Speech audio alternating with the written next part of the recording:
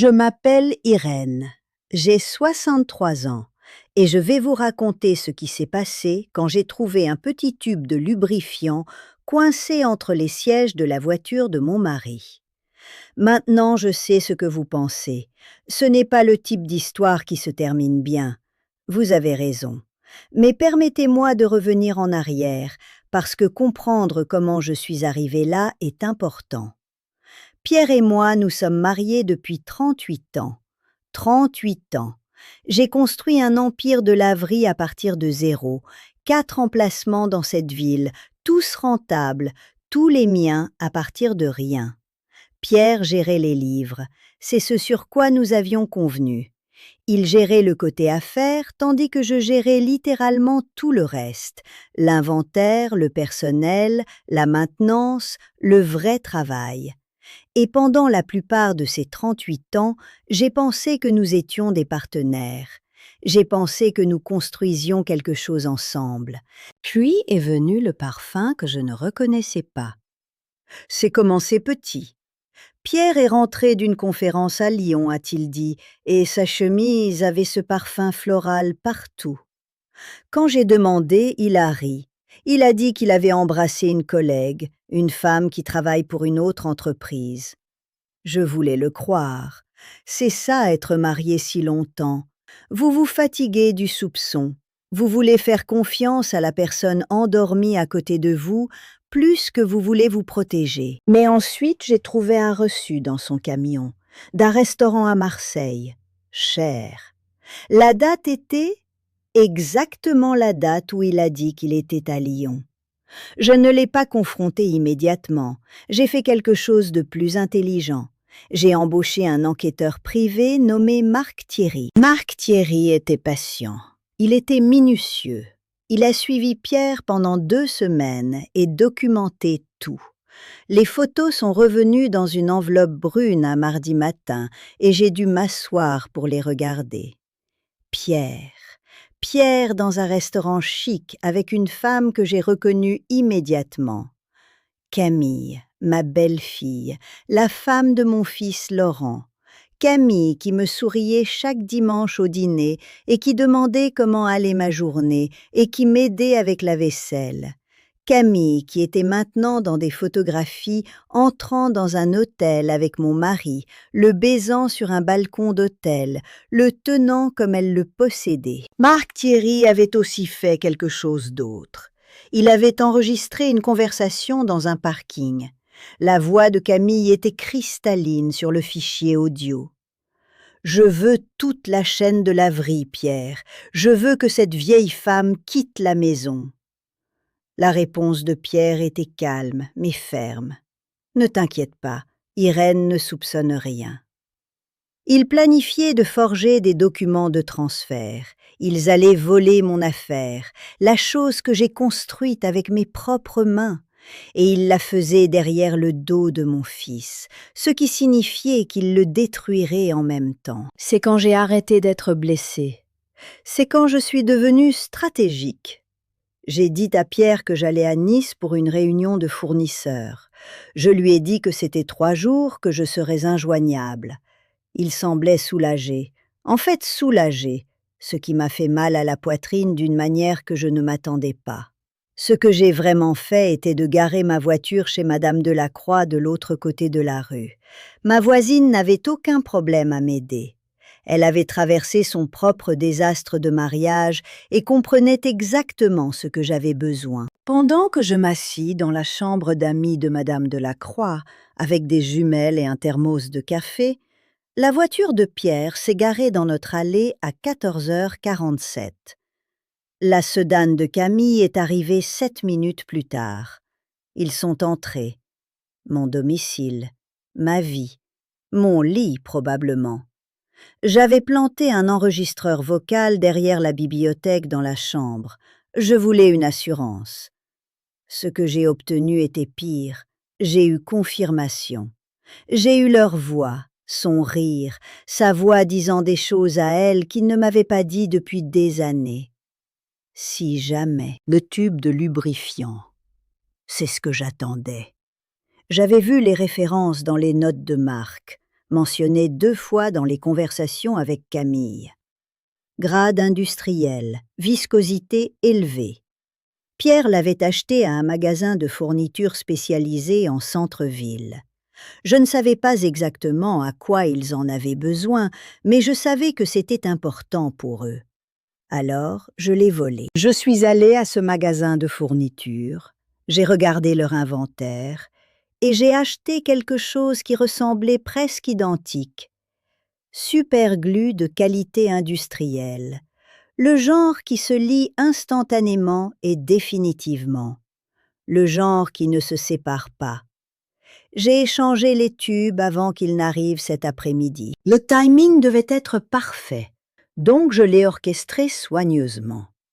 J'ai appelé le téléphone portable de Pierre pendant que j'étais toujours chez Madame Delacroix. J'ai laissé un message vocal disant que mon fournisseur avait annulé et que je rentrais à la maison plus tôt, 2 heures, peut-être 3. Puis j'ai appelé la fille de Madame Delacroix qui travaille à la centrale d'incendie. Je lui ai demandé d'envoyer un camion de pompiers à mon adresse dans environ 90 minutes. Pas d'incendie, j'ai dit. Juste une petite situation contrôlée que j'aurais voulu être traitée par des professionnels. Elle me devait une faveur. Je lui avais donné un emploi dans l'une de mes laveries quand elle était désespérée, et elle ne m'a pas posé de questions. Voici ce que je n'ai pas anticipé. Ce que la superglue fait vraiment quand elle est appliquée sur la peau humaine est le tissu avec panique et pression impliquées. Selon le rapport de police, parce que oui, il y a eu un rapport de police, Camille et Pierre ont tenté d'utiliser le lubrifiant dans une situation que je ne vais pas détailler sur cet enregistrement. Ce qui importe, c'est qu'ils ont tous deux entré en contact avec la colle en même temps. Ils ont paniqué, ils ont tiré, ils ont lutté. L'adhésif s'est lié instantanément à leur peau et à leurs vêtements. Ils se sont retrouvés, littéralement, collés ensemble. Camille a crié, Pierre a grondé. Et puis, ils ont tous deux réalisé qu'ils ne pourraient pas se séparer sans douleur importante et dommages tissulaires possibles. C'est alors que mon fils Laurent est arrivé. Laurent, mon aîné, qui est capitaine des pompiers. Laurent, que j'avais appelé parce que je savais qu'il viendrait immédiatement, et je savais qu'il le gérerait avec force et discrétion.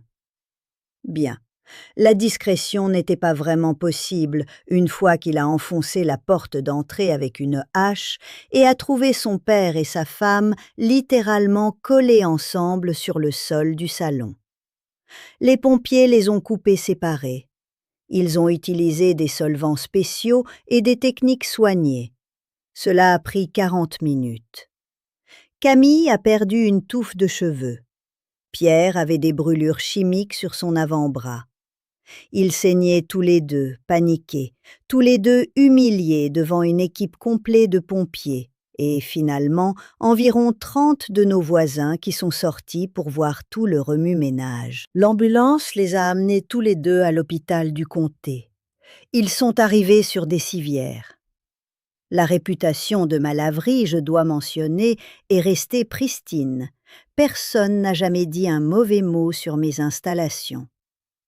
Laurent est venu chez moi ce soir. J'ai fait du café. Je lui ai montré les photographies. Je lui ai joué les enregistrements audio.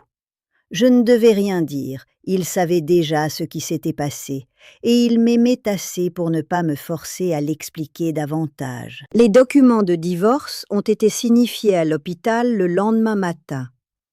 Camille et Pierre les ont tous deux reçus pendant qu'ils étaient en rétablissement. Les accusations de documents falsifiés sont venues 2 jours plus tard. La police a trouvé les brouillons sur l'ordinateur portable de Camille. Ils ont tous deux fait face à des accusations de fraude au niveau des poursuites. Ils ont tous deux tout perdu. Pierre a perdu sa liberté pendant 18 mois. Camille a obtenu une probation et une ordonnance restrictive qui la tenait loin de Laurent et de moi. Pierre a perdu la maison parce qu'elle était à mon nom. Il a perdu les économies parce que c'était de l'argent commercial qu'il essayait de transférer frauduleusement. Il a perdu sa dignité devant le quartier entier. Laurent a déménagé avec moi après. Nous avons rénové la 4e laverie ensemble et il gère maintenant les opérations. Nous avons étendu à 6 emplacements maintenant. Nous sommes rentables, nous sommes honnêtes, nous construisons quelque chose de réel. Les gens me demandent parfois si je le regrette, si je me sens coupable de ce qui s'est passé. La réponse honnête est compliquée. Je ne regrette pas de protéger ce qui était mien. Je ne regrette pas d'exposer un complot pour me détruire. Mais je regrette les années que j'ai gaspillées en essayant de faire confiance à quelqu'un qui ne la méritait pas. 38 ans est une longue période. 38 ans est assez long pour en savoir mieux. Et Pierre en savait mieux. Camille en savait mieux. Ils ont fait leur choix et j'ai fait les miens. Certaines personnes m'ont dit que mon histoire était froide, que j'étais trop calculatrice, trop disposée à utiliser la tromperie comme outil. Et peut-être qu'elles ont raison. Mais quand quelqu'un vole systématiquement de vous, votre affaire, votre mariage, votre avenir, vous ne combattez pas équitable, vous combattez intelligemment. Vous combattez tellement à fond qu'il ne se relève jamais. J'ai une dernière chose qu'il ne voyait pas venir. Un nouveau mélange de solutions de nettoyage industriel que nous avons développé pour les laveries, propriétaires, brevetés. Il va nous faire beaucoup d'argent. Et ils ne verront jamais un centime, ne sauront même pas que cela existait jusqu'à ce qu'il apparaisse dans notre rapport de bénéfices trimestriels. C'est le genre de recette que vous gardez pour vous.